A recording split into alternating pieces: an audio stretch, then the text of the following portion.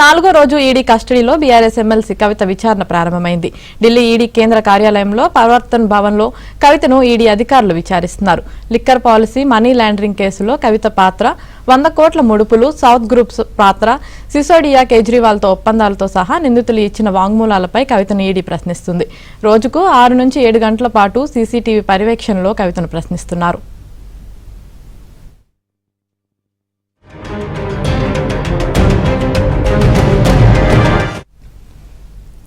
మరోవైపు ఈడీని ప్రతివాదిగా చేర్చుతూ కవిత దాఖలు చేసిన పిటిషన్పై ఎల్లుండి సుప్రీంకోర్టులో విచారణ జరగనుంది. Justice Sanjiv Khanna, justice MM Sundaresh, justice బేలాయం త్రివేదితో కూడిన త్రిసభ్య ధర్మాసనం విచారణ చేపట్టనుంది.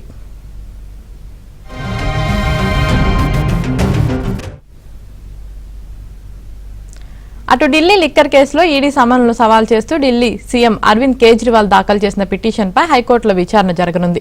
తనకు ఇప్పటి వరకు ఈడీ జారీ చేసిన 9 సమన్లను కేజ్రీవాల్ సవాల్ చేశారు.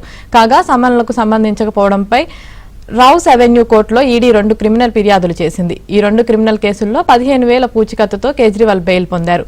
అయితే లిక్కర్ కేసులో కవిత అరెస్టుతో కేజ్రీవాల్ అరెస్టు కూడా జరగడం ఖాయమన్న ఊహాగానాలు వినిపిస్తున్నాయి.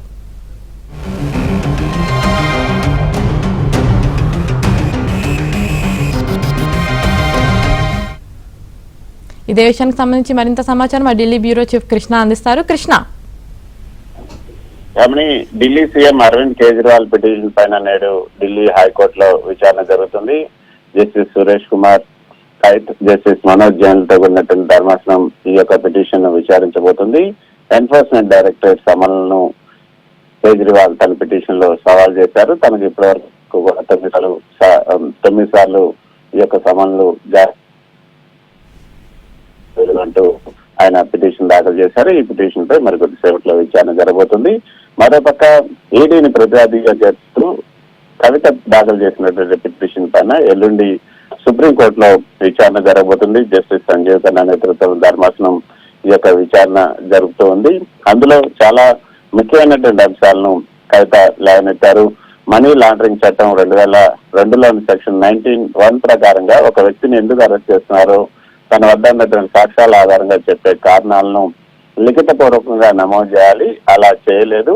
అంతేకాకుండా మనీ లాండరింగ్ చట్టంలోని సెక్షన్ 19ని ఒక మహిళపై ప్రయోగించడాన్ని చట్ట విరుద్ధంగా కూడా పరిగణించి తన అరెస్టును రద్దు చేయాలంటూ తన పిటిషన్ లో కోరారు. మరోపక్క అసలు ఈ కేసులో తనను అరెస్ట్ చేయడం, నిబంధనలను చట్టాలను ఉల్లంఘించడం, అంతేకాకుండా ప్రాథమిక హక్కులను కూడా హరించడం లాంటిది అని కూడా తన పిటిషన్ లో కవిత పేర్కొనడం జరిగింది. మరోపక్క ఈ ఏకపక్షంగా ఎన్ఫోర్స్మెంట్ డైరెక్టరేట్ అన్నది ఏకపక్షంగా నియంతృత్వంగా వ్యవహరిస్తుంది. రాజకీయ ఒత్తిళ్ల కారణంగా ఈ ఎన్ఫోర్స్మెంట్ డైరెక్టరేట్ రాజకీయ ప్రత్యర్థులపైన అధికారంలో ఉన్నటువంటి ఇప్పుడున్నటువంటి అధికారంలో ఏదైతే కేంద్రంలో అధికారం ఉందో ఆ పార్టీకి రాజకీయ ప్రత్యర్థులు ఎవరైతున్నారో వాళ్ళని వేధించే విధంగా ఈడీ కేసులు పెడుతుంది. అందుకు అనేక సాక్ష్యాలు కూడా ఉన్నాయి. ఈడీ అనుసరిస్తున్నటువంటి కఠిన పద్ధతుల కారణంగా శరత్చంద్ర రెడ్డి, మాగంట రాఘవరెడ్డి అప్రూవల్ గా మారారు. వెంటనే వారికి బెయిల్ మంజూరైంది. దీన్ని బట్టి దర్యాప్తును ఈడీ పారదర్శకంగా కొనసాగించడం లేదని తెలుస్తుంది అంటూ అందులో పేర్కొంటూ ఢిల్లీ మద్యం విధానంతో ఎలాంటి సంబంధం తనకు లేకపోయినా కూడా తనను ఇరికించేలాగా ఈడీ దర్యాప్తు చేపడుతుంది. ఈ కేసులో నమోదైనటువంటి ఎఫ్ఐఆర్ లో కానీ ఇప్పటి వరకు దాఖలైనటువంటి అభియోగ పత్రాల్లో కానీ తను ఎక్కడా కూడా నిందితురాలుగా పేర్కొనలేదు. మరోపక్క 2022లో సిబిఐ తనను 7 గంటల పాటు విచారించి ఎలాంటి ఆధారాలు లేకపోవడంతో నిందితురాలుగా కూడా చేర్చలేదు. అయినా కూడా కొందరు ఇచ్చినటువంటి వాంగ్మూలాల ఆధారంగా తనను ఇరికించే ప్రయత్నం చేస్తున్నారు. తనను అరెస్ట్ చేస్తామని కూడా ప్రకటనలు కూడా ఇచ్చారు కొంతమంది రాజకీయ నేతలు. దీన్ని బట్టి నేతల మార్గదర్శకంలోనే ఈ యొక్క దర్యాప్తు జరుగుతుందని తెలుస్తుంది. కొంతపైన బురద జల్లడానికి కేంద్రం ఈడీ ద్వారా రాజకీయ హింసను కొనసాగిస్తుందని కూడా తన పిటిషన్ లో పేర్కొన్నారు. మరి ఈ పిటిషన్ పైన ఎల్లుండి సుప్రీంకోర్టు ధర్మాసనం ఏం చెప్తుందని చూడాలి. మరోపక్క 4వ రోజు ఈ యొక్క విచారణ కస్టడీలో కవిత విచారణ జరగబోతుంది. తన తల్లి, కుమారుడితో పాటు ఇతర కుటుంబ సభ్యులను కూడా కలవడానికి కవిత అనుమతి అడిగారు. అందుకు సిబిఐ ప్రత్యేక కోర్టు కూడా అనుమతించింది. ఈ రోజు 6 గంటల నుంచి 7 గంటల సమయంలో వీళ్ళంతా వచ్చి కలిసే అవకాశం ఉంది. అయితే కవితను ఈ రోజు 4వ రోజు విచారణ సందర్భంగా ఏ ప్రశ్నలు వేస్తున్నారు, ఆ ప్రశ్నలకు కవిత ఏం సమాధానం చెప్తుంది అనే వాటిపైన ఈ రోజు ఒక స్పష్టత వచ్చే అవకాశం ఉంది.